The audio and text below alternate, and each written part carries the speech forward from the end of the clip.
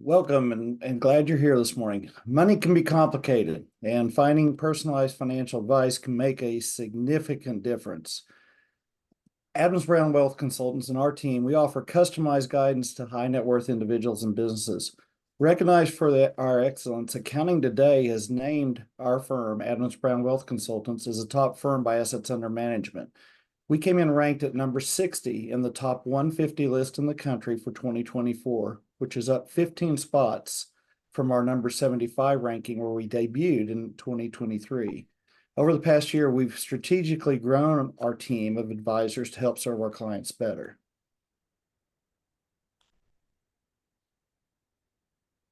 My name is Clark Armour. I'm a group plan benefit advisor and a certified plan fiduciary advisor. We work with a lot of CPAs. In the 401k world, we add that F in the middle. F is fiduciary, and that's going to be a prime subject of our talk.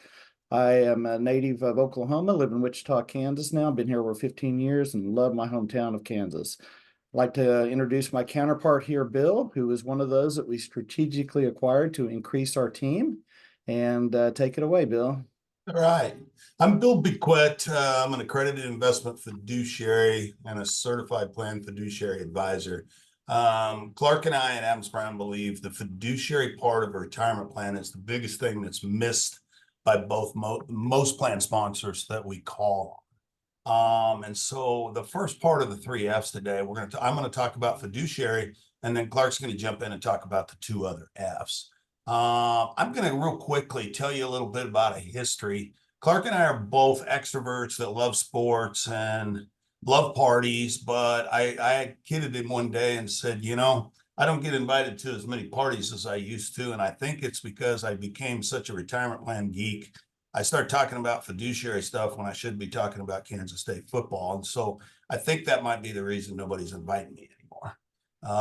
But so let's talk a little bit about the history of the Employee Retirement Income Security Act of 1974, or ERISA.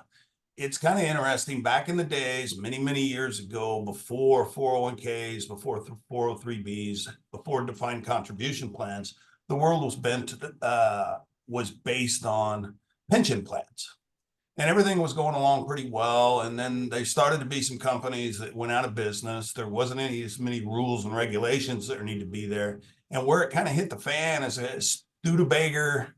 Probably nobody on this call is old enough to remember them, but Studebaker Auto Company in Indiana went out of business. They had 4,000 employees, plus people that had already retired with a really good monthly pension coming from Studebaker. Well, when the company went out of business, there was no assets. There was no government backing of that. There's 4,000 people that woke up one day and that check they had been getting or they had worked their lifetime to achieve was now they were out of a job and they were not going to get that pension. So it took many years, as a lot of things do in the government, that eventually in 1974, ERISA came out. And it was putting in protection, rules, regulations, and the types of things to clean up the industry that Clark and I are part of. And then when the rules and regulations came out, they were set pretty strong, government backing, that type of thing. And then over time, we saw the world move from pension plans to defined contribution plans. And so new things were put in to adjust for the type of retirement plans that were out there. And so, but what happened is we end up with these fiduciary rules that have been there since day one. Okay. But there was no sheriff to enforce them. The enforcement of ERISA is the IRS and the Department of Labor working together, but they didn't have big staffs. And I've been in this business for 27 years, been in the investment business for 35. But on the retirement plan side, there was nobody enforcing the rules. So if we all go back and look at those Wild Wild West shows, a lot of times in black and white that we saw, there was one sheriff covering thousands of people spread out in many towns. And so he really couldn't enforce rules in the old days. Well, that was the same for the Department of Labor and IRS in the industry we're in. So what happened is when I would call on customers, or prospects, I would be calling through Arkansas, Oklahoma, and Kansas for 20 of those years. Is I'd meet people and I would bring up the fiduciary aspect of it, and nobody even knew what it was because there was no lawsuits, there was no enforcement. They weren't reading in chief financial officer articles or in SHRM articles about this situation. And then what happened, a couple of things happened to change the world we live in that made fiduciary all of a sudden matter. The first one was Enron going out of business with the Enron stock as a major part of it. And those people lost their jobs. They lost their entire 401ks. But what came out 2 years later is the people that didn't know they were fiduciaries that were invited to the retirement plan meetings were now called in as fiduciaries, and they've already lost their jobs, their life savings, and now they're being called in and held accountable to the loss of the retirement plan assets and all the mistakes that were made there. So that brought attention to the fiduciary stuff. A few years later, a gentleman out of St. Louis called Mr. Schlichter was an ERISA attorney, and he started looking at it. Nobody's following these rules, and he spent about 3 years and lots of money studying how can we go about suing for the benefit of the participants. And he went after Fortune 500 companies. The very first case he lost, I believe it was John Deere, but after that, they started settling. A guy that used to work for him became a friend of mine in the industry. And when you pick up the articles, you'll find that a high percentage of these large plans that have been being sued for fiduciary breaches, too high of fees in the plan, the expenses are bad, the record keeping fees are bad, the investment fees are bad. And I saw him at the National Association Plan Advisors meeting this year and had a beer with him. And I said, I noticed that you're settling everything. Why is that? And his answer was interesting to me. He says, it's like somebody standing over a body with a smoking gun in their hand and the police walk up. He said they haven't done anything as a fiduciary, put together a prudent process or anything like that to defend themselves. So I'm brought in to try to just basically, if somebody shot somebody, instead of getting them a life sentence, I'm trying to get them 25. In this case, instead of a $40 million fine, I'm trying to get it down to 20 million.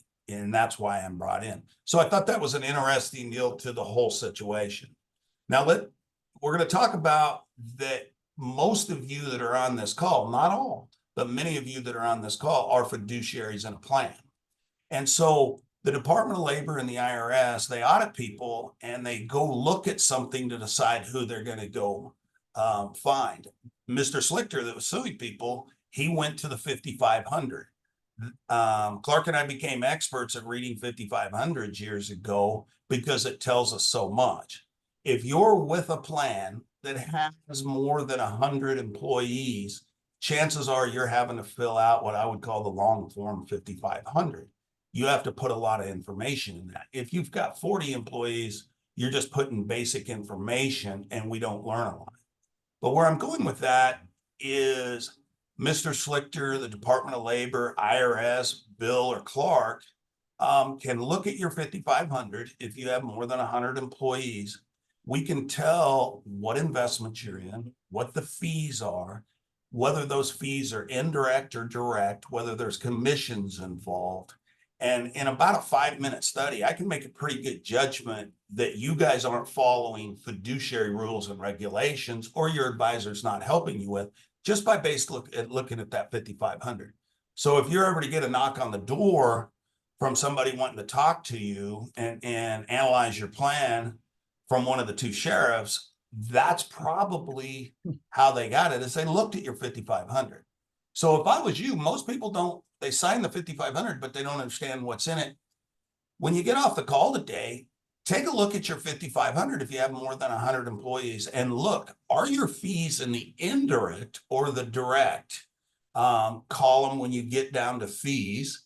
And then go to your audit and see if it shows what investments you're in and what the share class is. And Clark will explain a little bit about that tomorrow, but it tells a lot. And if you're doing business the correct way, your fees will probably not say indirect fees. It will not say commissions.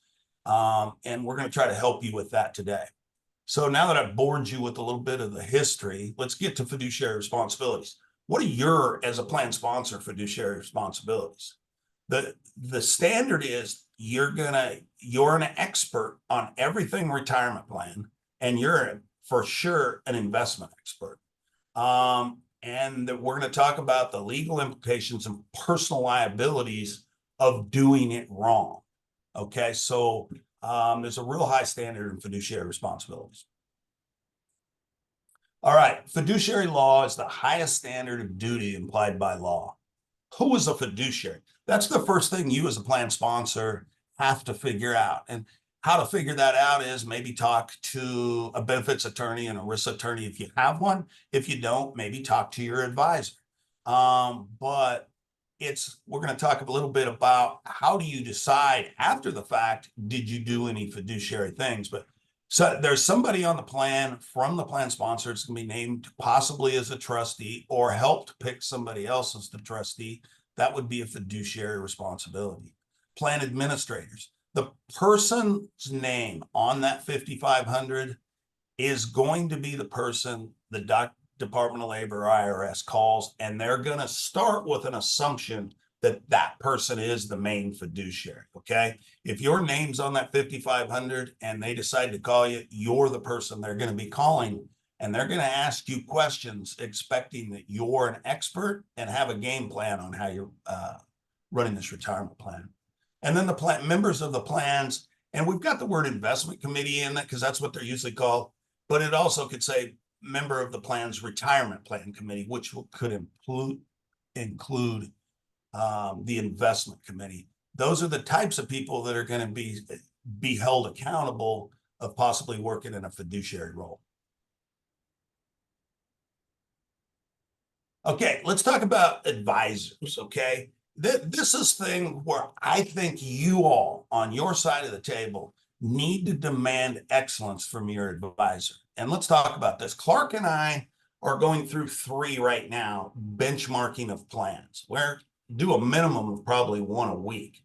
When I say benchmarking, the plan sponsor is not a client of ours, and they've asked us to look at everything in their plan and tell them where their risk is. Okay.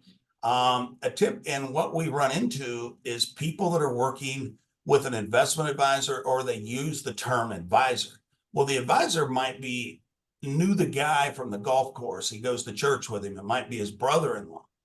But there's a difference in being an ERISA specialist advisor, a retirement plan advisor, a fiduciary advisor, than there is just an advisor. An advisor typically tells you, well, call your record keeper, call Fidelity, or call Principal. That's what they're as. What you should be demanding out of a retirement plan advisor is call your advisor and let them call Principal. But let them show you what investments to have. Let them tell you. We're working on 2 right now where the advisor was asked, I, as a plan sponsor, because we gave them the questions, am a fiduciary, and we're supposed to know exactly how much the record keeper's making, how much you as the advisor are making, how much the TPA is making, and we're supposed to have that documented in our file. Can you tell us what you're making? And the answer both times were, I'm being paid out of the mutual funds. And that was the end of the answer. Okay, that flunks the test. Okay, you need to know, and your advisor, if he was a good advisor, would have already told you what he's making and compared it to national averages of a plan your size, what an advisor, a record keeper, a TPA, and the investment lineup should be. Now let's talk about a full retirement plan advisors. I run with a big group of advisors that get together twice a year. We teach each other things. We try to learn where the standard is. There's a lot of good ones out there. They're hard to find, but they're out there. And a retirement plan advisors give you guidance and direction on everything involved in the retirement plan, as opposed to just picking an investment lineup for you. And then they can also sign on as what's called a 338 investment manager. We find most people we call on, they say, yeah, I think my guy said, or my person said that they were a fiduciary, you need to know that. If an advisor is signed on as a fiduciary to relieve you of some duty, it has to be in writing. So you should be able to go pull into your file that they've relieved you of some fiduciary duty. An advisor helping in investments can only sign on, as the only way they're completely relieving you of the duty is if they sign on what's called a 338 investment manager. That means it's in writing. They're being held accountable for picking the investments, understanding the fees in the investments, and benchmarking the fees. If you do not have a 338 investment manager signed document in your files, you are being held accountable as an expert in picking investment, and then you have not relieved that duty. Many of people will say, well, he says I checked and he says he's a 321 and a 321 investment advisor versus investment manager. And what that means is, and it's very important you know this, is he or she is picking investments for you, but you still are the final decision maker. So Department of Labor sitting in front of you, IRS sitting in front of you, asking questions about the investments, an unhappy employee. Under that question, you are being held accountable as an expert and you made that decision. Okay, primary responsibilities of the fiduciaries. And here's the one things I want to, we do this in a face-to-face meeting, and I bring in an ERISA attorney, and it's a 2 to 2.5 hour deal. We've cut this short, and we're just going to cut right to the facts. On the first bullet point, to run the plan solely in the interest of participants and beneficiaries for the exclusive purpose of providing benefits and paying plan expenses. That is straight out of ERISA. That is law. Now, let's look in the middle of that sentence. Nowhere does it say that this plan or these rules and regulations, that this is about the corporation or this is about the plan sponsor. You are managing money for other people, just like a bank trust department. You, the plan sponsor, being held accountable to the interests of the employees and their beneficiaries, okay? For providing benefits and paying the plan expenses for them. That's it.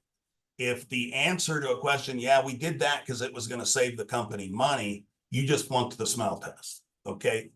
Every answer you give needs to be that I did this because this is about our employees. On the next one, you must diversify the plan investments in order to minimize loss risk. And there's a bunch going in as people say, well, we gave them a bunch of options. You're being held accountable to why each option's in there, and you compared it to something else. You can have, the lawsuits are about fees typically. You can have a more expensive fund. You can have a fund that's not performing as well, as long as you can explain why it's in there. What they're looking for is the prudent process that you're doing that a prudent expert would do. And if you say, we know that our record keeping fees are a little high, but the reason we went for that is our employees are getting this from the record keeper and can explain that, you probably pass the test. Okay. It's not about having the lowest fees. It's about having good performance, a prudent process to get the right things in there for the participants. Okay. And I want to get to this. Here's probably the most important thing I think I'll say today. Fiduciaries who do not follow these principles of conduct may be personally liable to restore any losses to the plan. Okay. I'm not going to read the rest of that to you, but I'm going to finish with this on this page. If you are a fiduciary, your liability does not hide under the corporate umbrella. You and your group of people of fiduciaries, maybe in a committee meeting, are going to be held personally liable for this. You don't get a hide under the name of your company. And so that's what people most don't understand. I'm always stunned to find their advisors never told them anything about this. And I'm going to go to the thing that I forgot to say earlier. Uneducated buyer. I'm going to use myself. My dad, growing up, an old farm boy from Montana, wanted me to learn how to work on cars. He worked on combines and tractors and then raised me in the city. most people can't work on their car now. There's computers and there's all different types of things. It's no longer popping the hood and looking at a few parts. You're looking at computer systems on the top before you even get to the engine.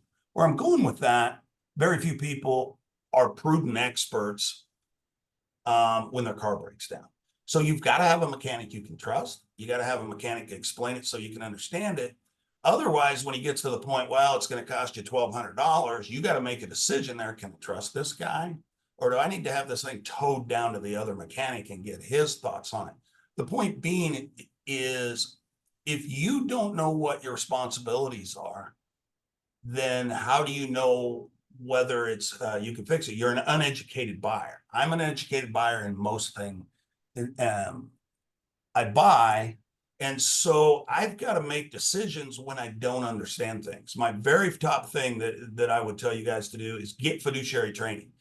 Today's a start, but have somebody help you, whether it's an ERISA attorney or somebody like us, help you find where your risk is.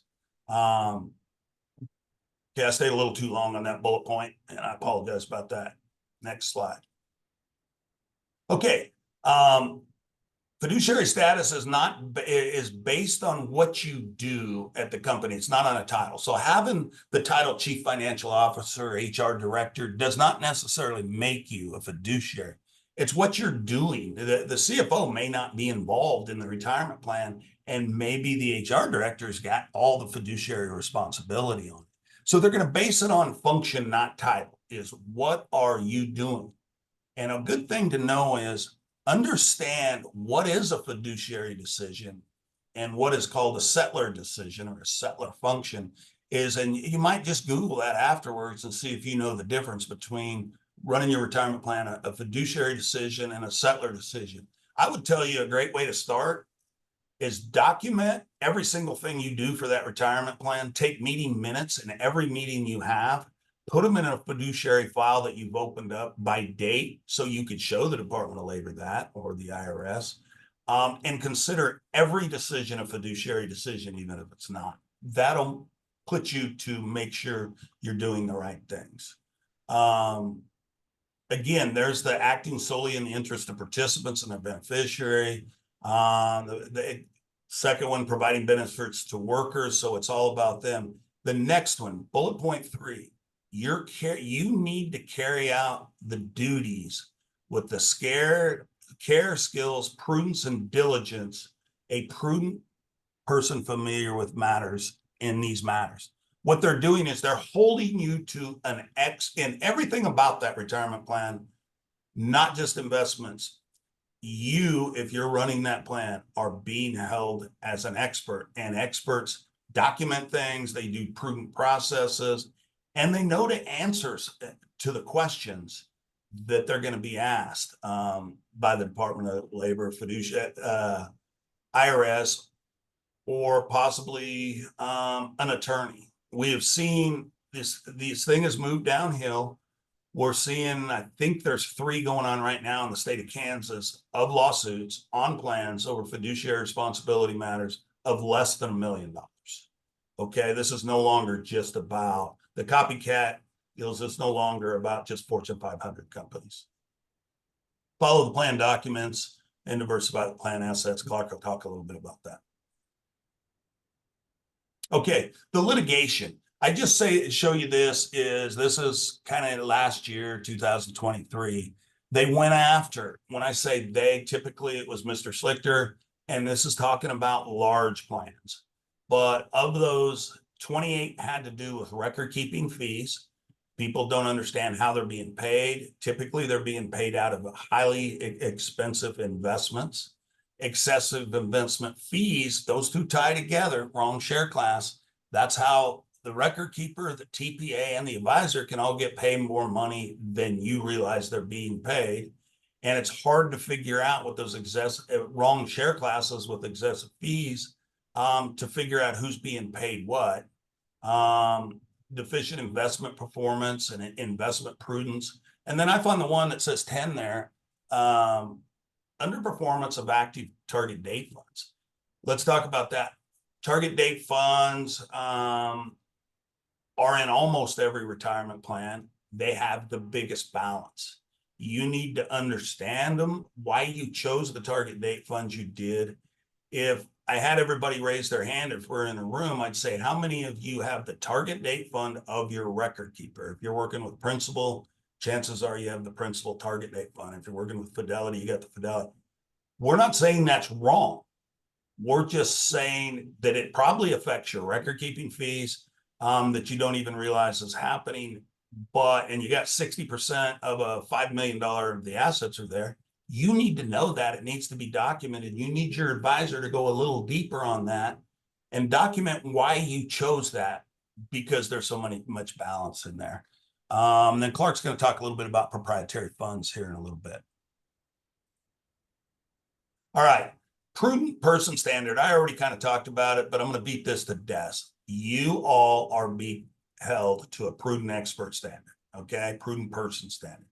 You are obliged to act with care, skill, judgment, and diligence that a prudent person in a similar capacity would use under like circumstances. And if the Department of Labor showed up and they asked you, the simple question is, we see you're using revenue-based investments versus non-revenue based or institutional class shares. Can you tell us why? Doesn't mean there's a right or wrong answer. What they're looking for is, do you know, and did you document why you did it? Okay, we see that your TPA is taking money out of the funds, but also you as a firm are paying them a check quarterly. Have you benchmarked that? Do you know? Because if the participant is paying all the fees, you need to know what they are. And your advisor should lay it out and put it in the file for you. Documented prudent process. Document. Everything. If you don't have it documented, it's not a process. If you can't show it and you can't look back, and if somebody shows up at your door to ask you questions, they're not going to ask you about 2023. They're going to ask you about 2019. Can you remember why you changed funds? Can you show the documentation why you moved that target date fund or that large cap value fund, or why you moved record keeper from Fidelity to Principal or vice versa? It all needs to be documented to show that you're a prudent expert. All right, we're going to shut me up, hand it over to Clark on a little more exciting stuff. Yes, Clark, take it over. Thanks, Bill. It's a great presentation on the first of the 3S, fiduciary risk, which is certainly probably the most important one. These other two play into it, though, of course, and they are what gets you exposed to the fiduciary risk. You have your phone with you. Take a picture of this page. This page is important. I'm not going to read it to you, but this page is important. We're going to talk about each of these things in the next couple of slides or a few slides. Benchmarking. Fees should be tracked. We find that 90% of the plan sponsors, business owners, HR CFOs, when we first talked to them about a 401k plan, if we ask the question, how much does your advisor get paid? How much does your advisor's employer get paid? How much does your record keeper, the website you log in on, Fidelity, T. Rowe Price, American Funds, whoever it may be, Voya, there's a lot of them out there, 180 of them out there. How much are they getting paid? None of them usually know. And better yet, when you ask how they're getting paid, they don't know. As a fiduciary, you have to know this.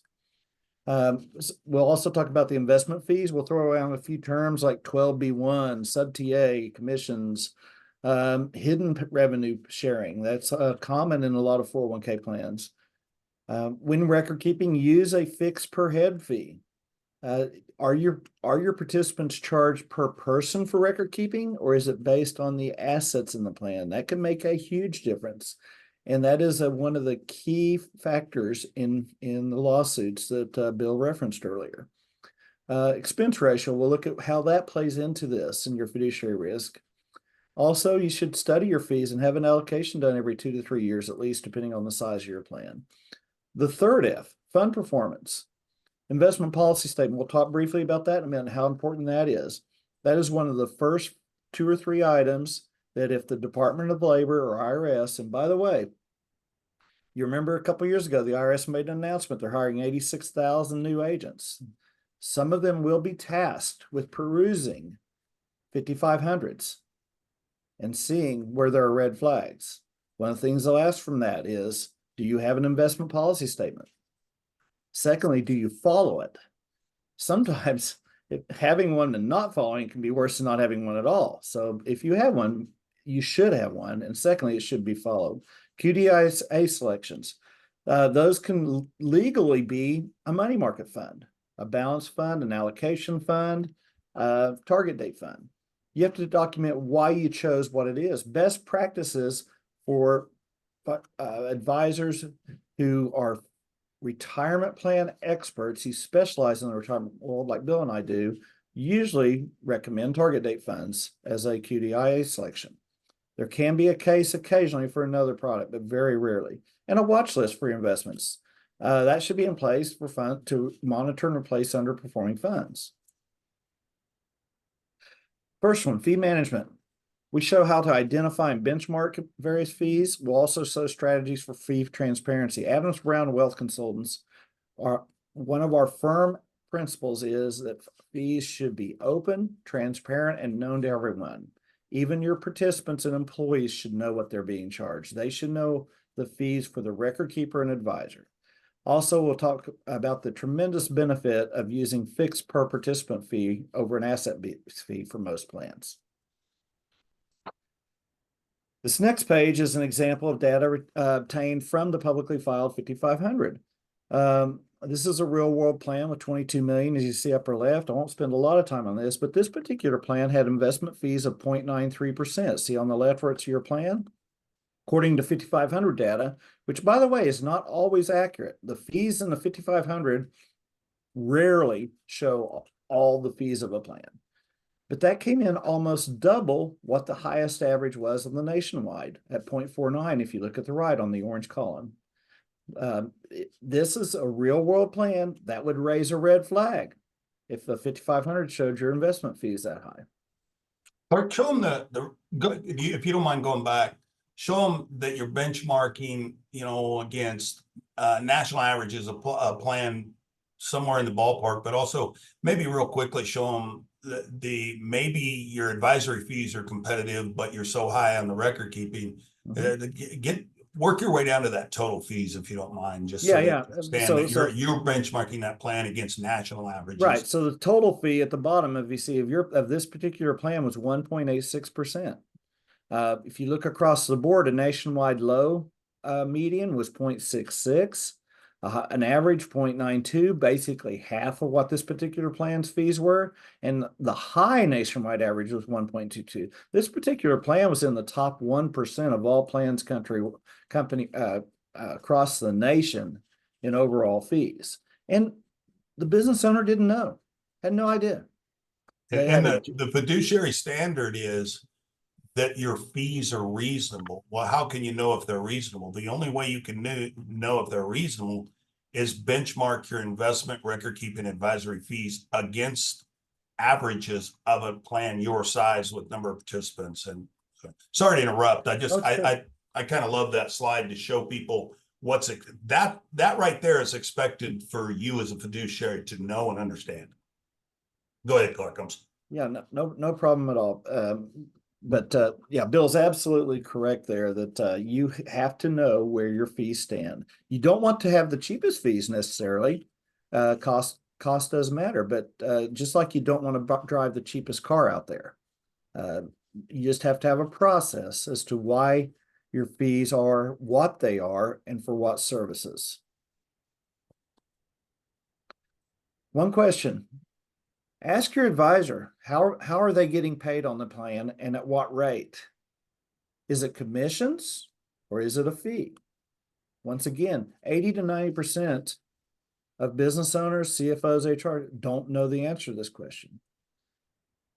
And on top of that, ask them how much their employer is getting paid. Secondly, oftentimes there's a 50-50 split or some arrangement made.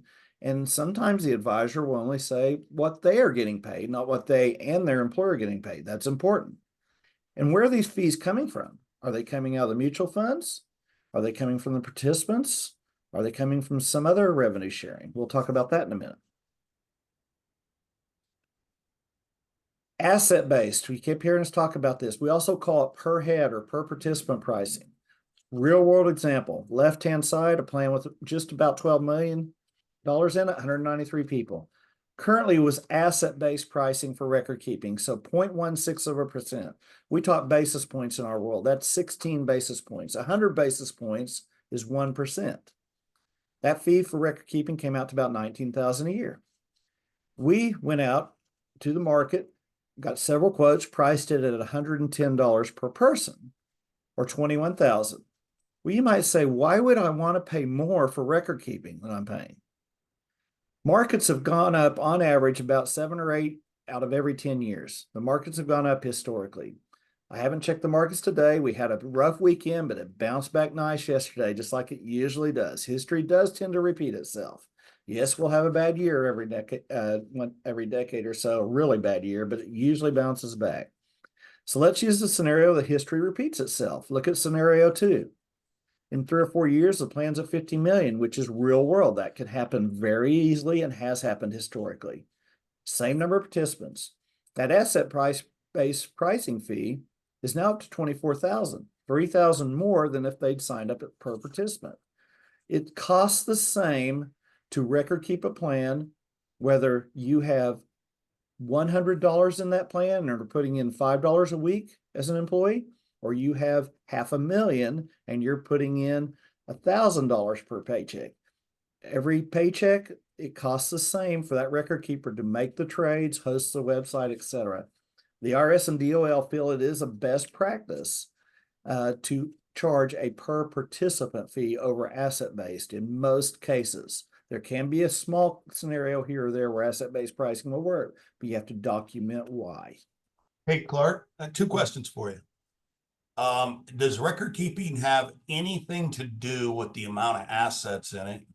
And why don't advisors and or record keepers tell people about per participant pricing? And why do they only show them typically asset-based pricing? Most show asset-based pricing. There are a few that principally will not do it, but most show asset-based pricing because the revenue increases over time on average, because the markets do increase over time and a plan sizes usually grow. That is the reason most record keepers prefer asset-based pricing. But the work is really it's the same. It doesn't have anything to do with assets. It's the number of employees you have is what their work is based on. Clark and I both worked for firms that were record keepers, and it doesn't have anything to do with assets, but that's why we think this is so important. If you understand this, you can ask your advisor why, and your record keeper, why haven't you shown me per participant pricing? Because my assets are growing really fast. Very important point. And that's, again, is the basis of many of the lawsuits on the record keeping side right here.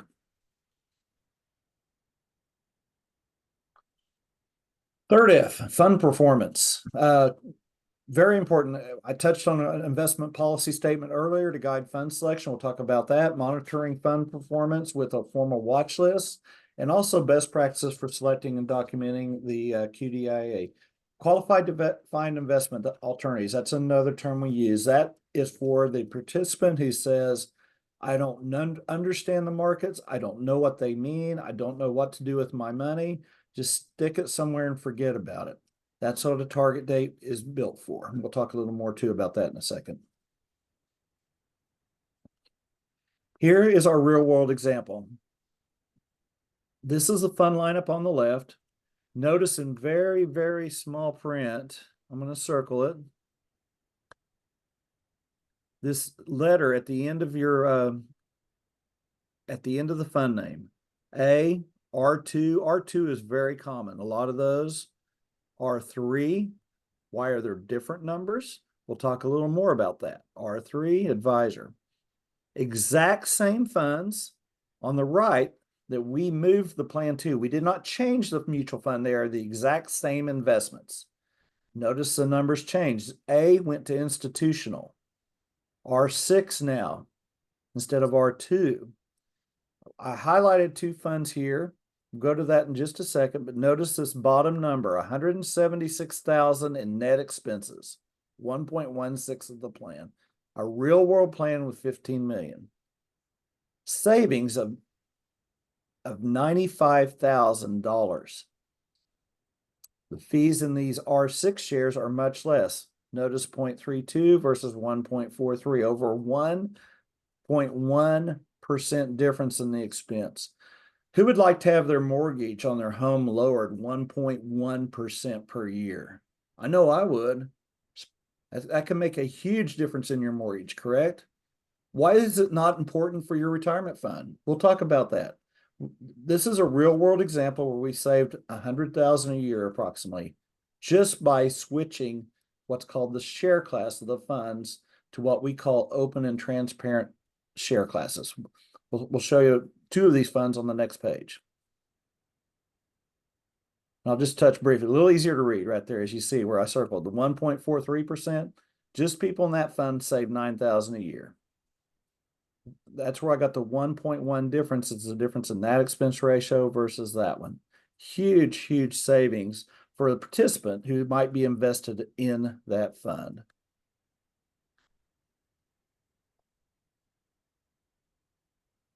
Yum. Sausage, biscuits, and gravy. What the heck does that have to do with 401k plans? Anybody got any ideas? I love sausage, biscuits, and gravy. One of my favorite things. My wife makes a great batch of that some weekends, and I'll have it for leftovers all week. Tastes great. Tastes great in the beginning, right? Is it good for you every day? No, not good for you at all. How does that relate to a 401k plan though? This is a term we use here sometimes. So I want to show you this. This again is that same real world example we just discussed. We talked briefly about 12B1s, sub TAs, hidden fees, etc. a minute ago. Look at this column here. This is what we call the hidden fees. Remember those funds a minute ago had fees of over 1%? The 75 means that an advisor or his firm might be getting paid 0.75%. This 35 might mean that the record keeper and TPA might be retaining fees for their services. A total of 1.1% is going from somebody out of your own money to pay for fund expenses. And notice it varies by different funds. That's not fair either in the IRS or DOL size. Somebody invested in this fund is paying more of the fund plan fees than somebody invested in these funds here. Is that correct? Is that right? Do you want to pay more of the funds of your 401k plan's expenses because of the fund you're in? This is the sausage in the plan. We call it sausage.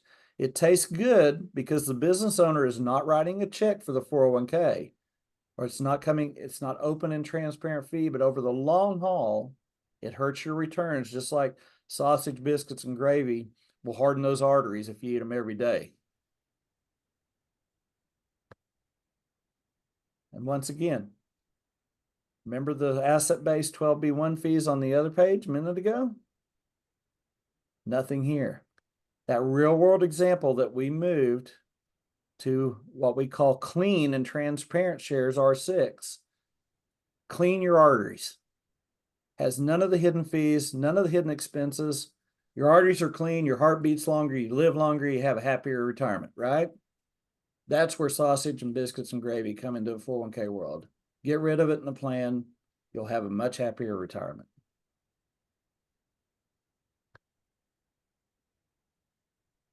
Same real world example. That plan's total plan fees, $213,000.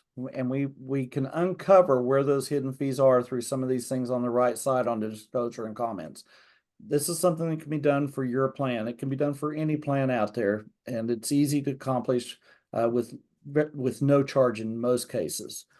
I want you to remember this figure, $213,000 coming out of every participant's prorated among every participant in that plan. 1.4% of their return they're paying in plan fees. Back to my mortgage example. Let's look at the next page. 0.88, 134. Fees are $100,000 less. They just lowered their mortgage rate. Who wouldn't want to do that? I know I would. Again, that leads to a longer, healthier retirement by going to what we call clean and transparent shares.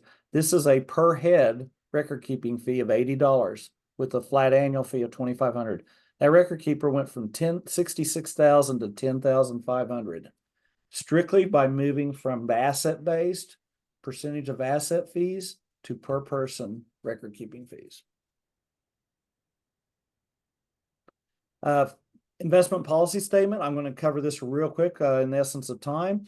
These are 10 criteria we use to manage a fund and see if it meets our performance standards. This is basically a summary of about an 8-page investment policy statement that advisors should build for you. It says what asset allocation funds you have in the plan, small cap, large cap, bond, etc. overseas, and then how you measure those funds. Performance matters. Most of these have to do with performance. We at Adams Brown want ours to meet at least 7 of these 10 criteria every quarter as a passing grade. Right here's a measurement we did. Back to that same real world example. Remember, this had an R3 share. It fund underperformed. We moved it to R6, performed slightly better, but we said, no, let's replace it with this R6 share that meets 10 of the criteria most quarters. Same example up here, that we went from a basic retail share that somebody can buy off the street as a retail investor to an institutional share that's allowed in 401k plans. And we generated alpha for the participants in the plan with better fund performance.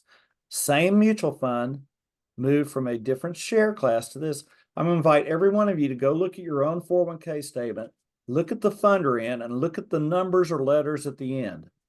If you want to know what that number or letter is, send us the name of your fund and what letter it is. We can tell you just from that what some of the fees are that you're paying in your 401k. One simple item, show us that share class there, and we can tell you right off the bat what some of the fees are. Thanks for listening on that. Bill, go ahead and close this out. Clark said we need to kind of wrap up, but what I want to is we follow what we call fiduciary best practices model. What that means is when we meet with somebody, we go through and ask them 26 questions, and the answers are yes, no, or unsure. Since you guys are being held to a fiduciary standard, we're going to give you a fiduciary score and then show you how you can improve your score by setting up a fiduciary file, documenting minutes, understanding your fee structure and that type of thing. So this is just a quick sample of the question process we go through. We walk you through it. We explain each question, or you can fill it out on your own and we can explain it to you when we give you the printout that shows what you need to do to better your score. The goal is we typically find people fall in 26 to 34. I'm working with one right now that's at a 41. The 41 out of 100. Our goal is to get you into the 90s over the X amount of months that it takes to do some of these things. But so you'll be prepared if somebody knocks on your door and says, we want to talk to you about your 401k plan. So if you would like to go through that with us, doesn't take a long time. We'll get you the printout, explain everything. And then also, if you'd like us to benchmark your plan, we'd be fine to do that as well. Feel free to reach out to Adams Brown. There's no charge to that. We're big on just teaching, learning, and we think that's a better process than being salespeople. We've got a couple questions popping up here, Bill. Yeah, I see one for sure. Yeah. Can you start with asset-based fee and move to per participant pricing? We're in the middle of that with Fidelity right now on one. And the answer is yes. They get back to you with a quote. Typically, the record keepers will give you a quote. They have what's called a required minimum revenue, and they'll give you a quote since they know their fees aren't going to be going up with assets now, that's above what you're currently paying. And that may depend on the size of the plan. Some of them will not do it unless it's a certain dollar value. Certain funds, if it's under $3 million, they may say no. But the key part is if they say no, or if they say it's higher, it gives you the ability to make a decision on what to do. But more importantly, it gives you the ability to put it into your first fiduciary file and you looked at it. You understand it. You can explain why you didn't move, why you did move. I will tell you, getting your plan benchmarked, or let's say you're working, I'll pick on somebody, you're working with XYZ record keeping, is have your advisor take it out. Clark and I do it right, for people all the time. We get bids from their competition. Then we come back. The goal is not to put your record keeping out of business, but the goal is to show your record keeper, hey, you guys are out of the market now. Here's what other people are showing. And I bet you I've done 25 of those in the last 5 years. They wave the white flag immediately and say, okay, we'll lower your fees, because it's harder to go sell another one. They never come and tell you that larger plans, which yours is going to become larger than it is now, that the pricing is lower. So if you get other quotes, it gives you leverage to lower your fees. Bill, I'd like to, yeah, good question there. Very good question. And yes, it never hurts to ask if you can do that. Always ask. I'd like to give another real world example. It happened to a firm we know about, a medical practice here. Investment advisor, probably a great investment or fund picker, friend of one of the key physician owners, etc., had been on this plan for a while. The plan had some fiduciary funding errors and had some liabilities that had piled up over a couple, 3 years and wasn't being watched and run appropriately. Ended up getting up to 6 figures in liabilities, possibly. Once the key doc found out about it, he said, oh, I should rephrase that. Once the key doc understood that it was an important problem, they went and asked their financial advisor, what do we do? The response was, I'm only in charge of the investments on the plan. You're gonna have to ask somebody else, one of our the record keeper, TPA, attorney, etc., how to handle this. Basically wash the hands of it. That's a wrong answer. Wrong answer. A fiduciary advisor will help you with the running of the plan, not just picking investments. Something to always ask about and think about there. I got a call back this morning. I sent the questions yesterday. CC the plan that similar to the question that was just asked is, okay, we want to move our funds. This particular plan, I think, is a $22 million plan. We want to move our funds from revenue sharing funds to more understandable, more relatable non-revenue sharing funds with you guys, and making that change. And the record keeper, which in this case was Fidelity, got back to me this morning and said, yes, we do that. We do that fairly regularly, but it's about a 45 to 55 day process to help us get those moved over. Well, 45 or 50 days if you got an advisor helping you on that situation to lower the fees and be able to have the participants understand what they're paying and you understand them better. It's worth that effort. So we'll get back to them with the answer and see where we go with that. Feel free to reach out to us with other questions at any time. We appreciate you all sitting through this as we kind of nerd out on our 401k love. We do have passion for 401k excellence, and I hope that it showed through in our presentations here today.